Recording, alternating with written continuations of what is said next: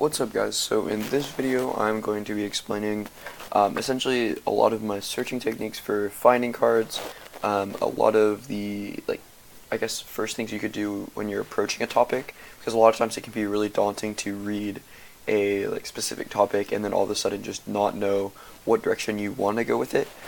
So I think that for me, just starting off, the easiest way to start is with briefs.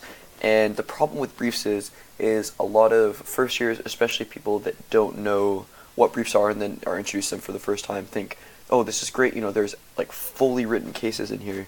Maybe I should use those. I bet they're probably pretty good. But in reality, that's not a good strategy, because a lot of people, if not everyone, has already seen these arguments. They know these cards, and they usually aren't the strongest. But that doesn't mean that briefs aren't valuable as a starting place. So for this video, I'm going to be going back to the current PF topic again. For January 2019, which is the United States federal government should prioritize reducing the federal debt over promoting economic growth. So I like VBI. You can use pretty much all of the briefs. I usually go back to the briefs when I'm starting to work on blocks, and the reason being that a lot of those arguments, I can kind of recognize where our opponent's arguments are going to be, and then try and block out what the briefs recommend as good arguments or whatever. And that usually is pretty effective. But anyways, so if you're just starting to approach a topic, I always like to go to VBI and look at their introduction to the topic. They usually have pretty good older debaters that will give descriptions of kind of what their take is on the topic. So LaVentas is actually a Texas debater. She went to Colleyville, which is just down the road from where I go, which is Flower Mound. And so it's funny to see some of these people that I've seen on the circuit for 2 or 3 years, and then all of a sudden here they are coaching and really really advanced coaches, and they know what they're doing. She was really good when she debated. She was she went really far in the state tournament every year in Texas. But anyway, so that's always fun. But the good thing is especially with VBI, that a lot of these guys that are college kids or older that are writing these topic analyses are really good and advanced debaters, and that's why VBI picks them up, and that's why they charge so much as well for their briefs. Anyway, so once you have their brief, usually it's surprising that they have multiple college kids doing for this one. They have 3 or 4, right? But I think that it really doesn't matter which one you pick. You're trying to get an idea for the topic. So the introduction, I always like to read if I don't know what's going on. For the topic, it wasn't that bad because, for instance, we talked to our macro teacher, and he gave us a big overview about what the debt looks like, how the debt works, all this other stuff. So that made understanding it a lot easier. But for those of you guys that weren't there, or maybe didn't get as much out as you want, or still don't know where to start with your cases, this is a really good place to start. So I'll usually read the introduction, it'll give an overview of what the topic is, explain how the debt works, explain maybe what the harms could be, and what's really important. Then moving on, it'll usually do, the background information is usually less important to me. I don't really use that a lot because you're not going to have time for that as much in round. If you want it, you can read it, just read over it while you're starting out. But I think the coolest thing that I always like is the AF and neg arguments that some of these guys will come up with, because even if they don't actually seem good, or they're not actually going to be run, or they're not really full case ideas, they're just throwing things out there, you can always grow off of them and kind of look at that and say, if they want to make a time from argument about how long it's going to take until the debt becomes important, well, yeah, maybe that's a good argument, but you could take that, after doing some research, take that to a specific idea, which is what a lot of people are doing, which interest rates, and how our interest payments are getting so big that that's what's causing this time frame, which has all these impacts, right? So that's kind of more of a stock argument, but you can always use all these different briefs and all of this information, especially when it comes to argumentation, to kind of figure out what sides you might want to take, and it will usually also warn you about as well maybe what's not maybe as strong of a position to take, or what wouldn't be as strategic. So like I said, I think that I usually, if I don't know what's going on with the topic, I always start here. I think that they're really beneficial, and that even if you don't get a lot out of it, there's a lot to read on VBI that you can keep going and keep reading, because that's the biggest thing about almost every topic, especially the ones related to foreign policy, or ones you don't necessarily know a ton about. The debt is not as intensive in this, but the more you read, the more you know, and the more knowledgeable you'll be able to sound in the round, and that is massive. That's why you want to read a ton as soon as you start the topic, and not waste your time watching movies or watching YouTube videos explaining this or that, because a lot of times it's the actual reading, especially if it's a more current topic, that the reading, starting with as current articles as possible, will catch you up as quickly as possible, so you know what's going on. So then going from there, the other thing that I will do with VBI is if I still don't have a case idea at this point, I'll go down to pro cards and net cards and kind of look through and see kind of what some of the arguments are, and maybe use those to say, well, this card might be strong. I would recommend a couple of things.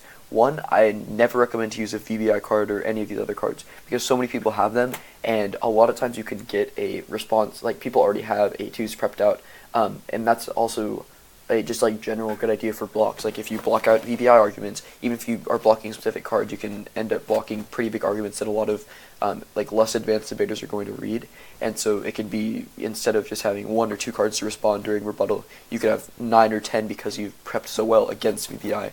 And so if you read some of these cards, that's what you face running into. So I would recommend reading these cards, using them to give you background again on the topic, but then also use them to kind of spur what direction you want to go for like your topic, and kind of spur an idea for maybe where you need to go with a case. If you still have no clue what type of case to write after reading VBI, just like doing research by yourself, I'd recommend a couple of things. The first is maybe try and find a different brief. If you feel like you can't come up with anything that's different from these cards, because you can almost certainly come up with a case off of what VBI is saying, but if you're not sure how to be unique or different, I would recommend using what they have and just start researching. For instance, like this is talking about economic growth is going to cause overheating, right? Well, you could start researching what is overheating, how fast is the economy growing, and that might lead you into Trump. That might lead you into all sorts of different directions about like the current talks about the deficit, the current talks about the debt's growing, the current talks about how well the economy is or isn't doing, and so that might lead you into, I don't know, you could start researching about recession or whatever. But basically, the most important thing is that the more you read, the more you know, and that's going to make it so much easier to come up with arguments and really what you want your case to say. So with that said, I'm going to go ahead and move on away from the briefs. I don't think the briefs should guide your entire process in writing cases and preparing for a topic. I think that it can be a starting place, and they can also be a good resource for what you want to block out and what you want to prepare for, essentially prepare against. But it certainly shouldn't be your like sole guide for how you're going to approach a topic, because that puts you in the pool of so many other debaters that it makes it almost impossible to beat some of these other kids that have prepped you out and that are ready for everything that all of these briefs said. So with that said, one little fun nugget that I have is that if I'm ever one thing that I really like is click on the random article button on Wikipedia.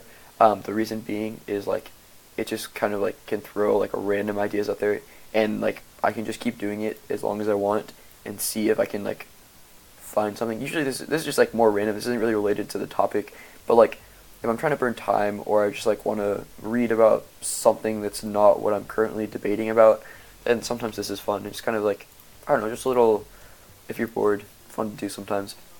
But anyways, getting back to this specific topic, so I would say Wikipedia can be a good resource if you want to understand what's going on.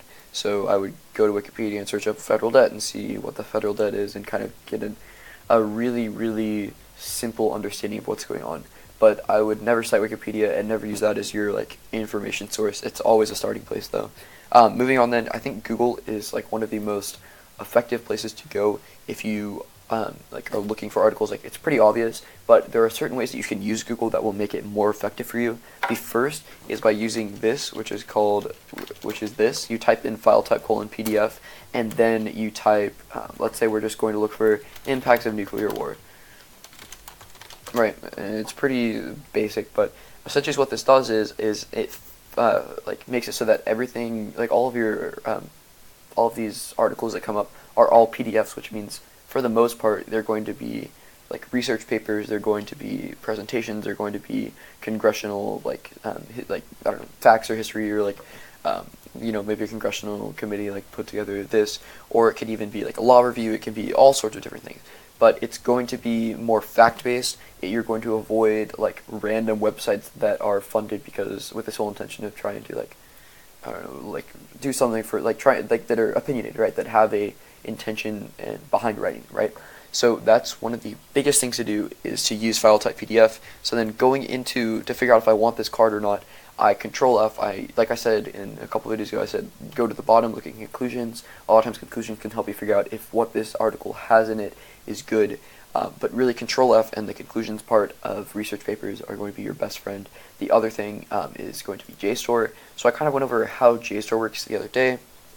What's important to recognize about JSTOR when you're looking for cards is you always want to look at what the title is first. For instance, the one that I was talking about the other day about whether people are being represented well currently. The title is How Citizens and Their Legislators Prioritize Spheres of Representation. That is perfect in the topic I'm trying to discuss. That seems like it would fit pretty well. But if I'm looking for instance, impacts that talk about how nuclear war is bad, and I find an article that says nuclear war will never happen, and that's the title, quite obviously I don't want to go into that article and look for the impacts of nuclear war because it's probably going to not lead in the same direction that I'm trying to go for. You always want to try and find authors that are on the same wavelength as you, in the sense that they're overall going to kind of agree in the very end game of what you're advocating for, so that way your opponent can't look at the author, find where they said something completely opposite of what you're advocating for, and say, sure, even though you're using this article just for the specific link or whatever, the overall author doesn't like the dead, doesn't like congressional action or whatever. So with that said, I think another important thing to do when you're looking for cards is make sure you find the claim and the impact, and that they're very well hashed out.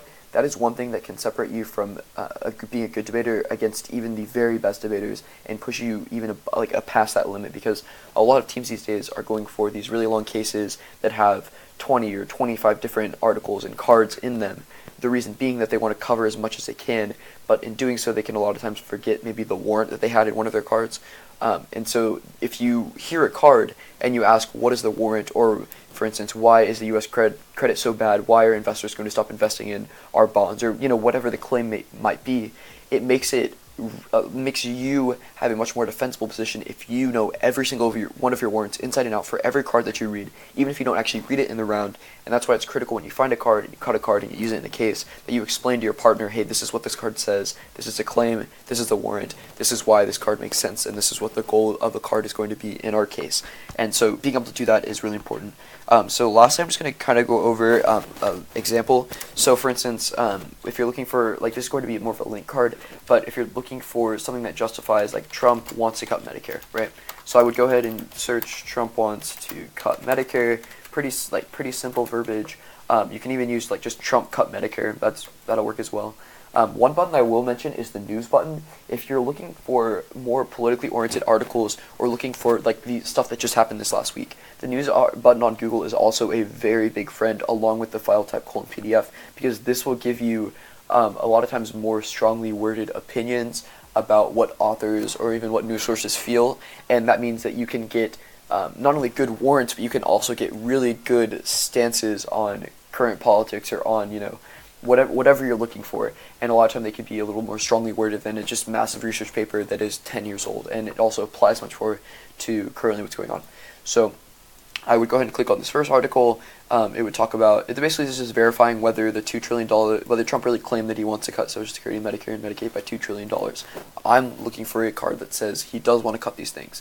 So I would go ahead and scroll down. I would find that he actually does, in the well sense, Trump budget that he did propose wants to cut $2 trillion. But before I do cut that, I would want to see why and kind of what the implications are. And what's really important here is the fact that this article talks about how the budget director, Mulvaney, released the budget proposal in February, which was met with little fanfare because Congress had already passed their 2 spending deals a few days earlier, essentially making it so that the blueprint was irrelevant, right? Congress already decided how they're spending their money, so it doesn't matter how Trump wants to have the budget spent, because that's congressional power, that's not executive power. And so I would maybe, if I have something that's talking about how maybe an impact that says it's bad that Trump wants to cut Medicare, that's fine.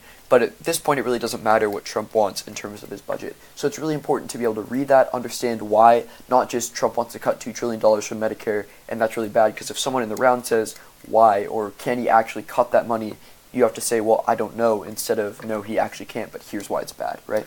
So overall, I think that kind of summarizes my 2 cents, I guess, when it comes to finding cards. I think the biggest trick is to know what you're looking for.